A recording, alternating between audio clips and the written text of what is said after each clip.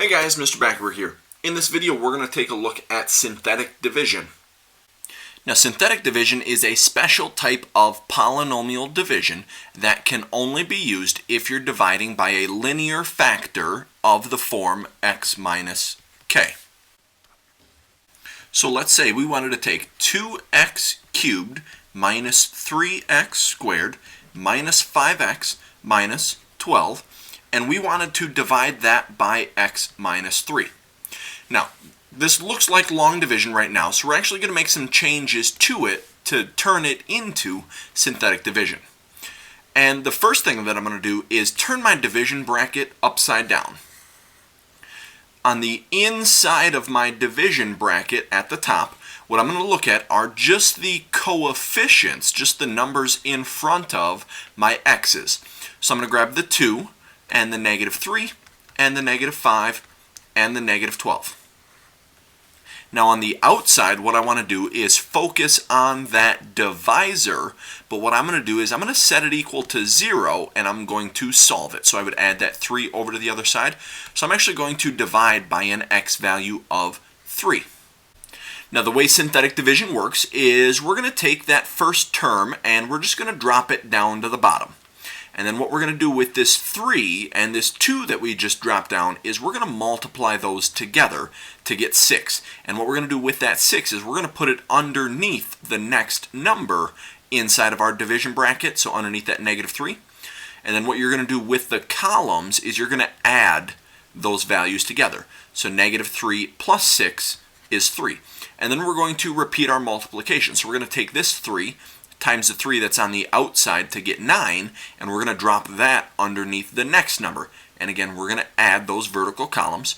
So negative 5 plus 9 is 4, and I'm going to repeat my multiplication. So 4 times 3 is 12. I write that 12 underneath the next column of numbers, and we're going to add those together. So negative 12 plus 12 gives me 0. Now, because we got 0 on the end, that means that the remainder is going to be 0 in this problem. So to figure out our quotient, what we're going to look at are the numbers that were left over, so the 2, 3, and the 4. And what I'm going to do is I'm going to put some variables back in there. Now notice, if we go back to the original problem, we started with an x cubed. But when we do this round of synthetic division, what we need to do is drop the power by 1 on each of those terms. So instead of starting with an x cubed, we're going to start with an x squared. And this 2 is going to go as the coefficient on that x squared. And then this 3 will go as a coefficient on a regular x. And this 4 will just be a plain constant on the back end. So now there's a couple different ways for me to write my final answer. I could take that original dividend, so the thing that was underneath my division bracket, the 2x cubed minus 3x squared minus 5x minus 12, and when I divide that by the x minus 3, the answer that I'm going to get is that 2x squared plus 3x plus 4.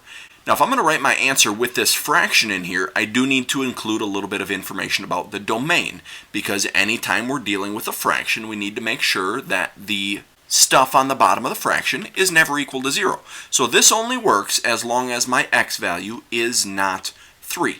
It wouldn't be safe for me to plug in 3, because if we did so, we would get 0 on the bottom of the fraction.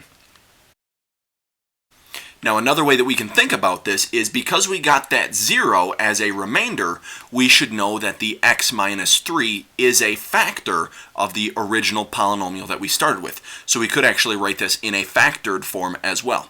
So we would take that original dividend that we had, so the 2x cubed minus 3x squared minus 5x minus 12, that can be broken up into x minus 3 times that quotient that we got, the 2x squared plus 3x plus 4.